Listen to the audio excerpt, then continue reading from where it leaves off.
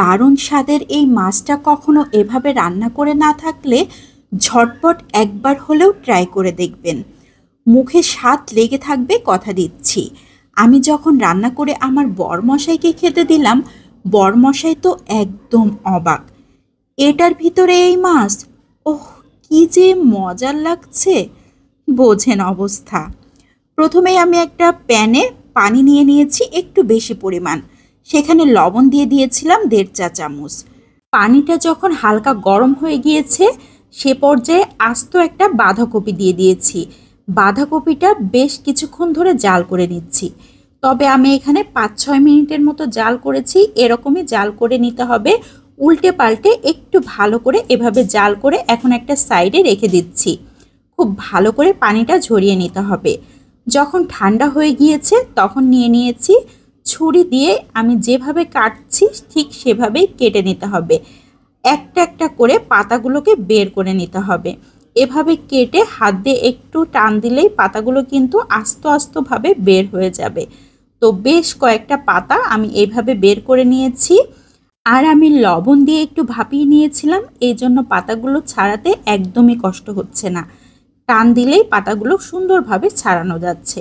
এখন এই পাতার উপরে যে শক্ত একটা অংশ থাকে, সেই অংশটাকে আমি কেটে বাদ দিয়ে দিচ্ছি।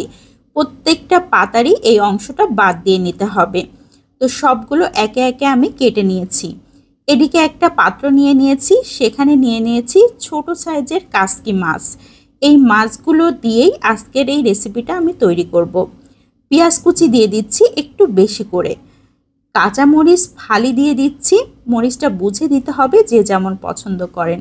সরিষা পেস্ট দিয়ে দিচ্ছি 1.5 চা চামচ, জিরা পেস্ট 1 চা চামচ, রসুন পেস্ট আধা চা চামচ, লাল মরিচ পেস্ট দিয়ে দিচ্ছি 1 চা চামচ, ধনিয়ার গুঁড়া 1 চা চামচ, ধনিয়া পাতা দিয়ে দিচ্ছি 2 টেবিল চামচ, লবণ দিয়ে দিচ্ছি আধা চা চামচ, হলুদ গুঁড়ো আধা চা চামচ, সরিষার তেল দিয়ে দিলাম 2 টেবিল চামচ।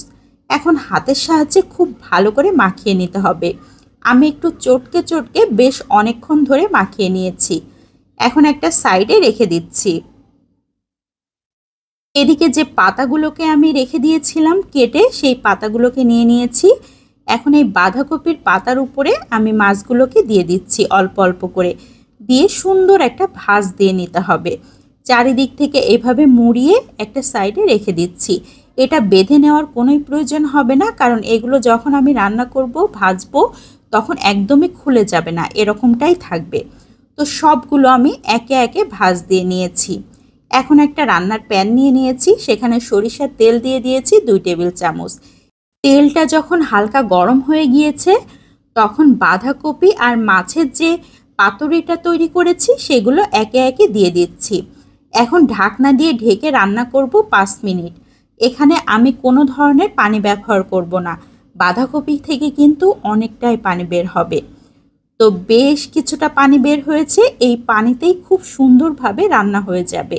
তো আমি একবার উল্টে দিচ্ছি, বেশ কয়েকবার কিন্তু উল্টে পাল্টে এটাকে রান্না করতে হবে। আবারও ঢাকনা দিয়ে ঢেকে রান্না করব 5 মিনিট।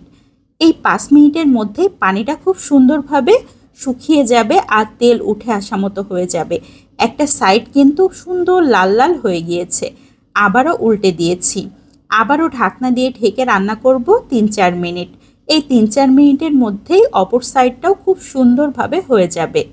একদম কিন্তু রেডি হয়ে গিয়েছে। এখানে আর কোনো ধরনের পানি নেই, একদম তেল উঠে আসা মতো হয়ে গিয়েছে। এ পর্যায়ে সার্ভ করে নিতে হবে। একে একে আমি সবগুলোকে উঠিয়ে নিব। এই বাঁধাকপির পাতুরিটা খেতে এত বেশি টেস্টি হয়েছিল যেটা সত্যিই বলে বোঝানোর না। গরম গরম ভাতের সাথে অল্প একটু মেখে নিলে কি যে মজার!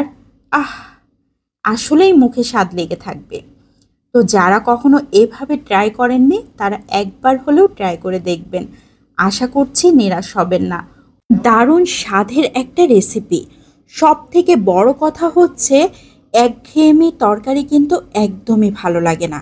ছোট মাছটা আমরা সবাই পছন্দ করি, কিন্তু একই রকমভাবে রান্না করলে সবাই একটু বিরক্তই হয়। তো এইভাবে যদি রান্না করে দেওয়া হয় তাহলে বাচ্চা থেকে বড় সবাই কিন্তু অনেক মজা করে খেতে পারবে। রেসিপি ভালো লাগলে বেশি বেশি করে শেয়ার করে দিবেন, অনেকেই দেখার সুযোগ পাবে। বিদায় নিচ্ছি, আসসালামু আলাইকুম।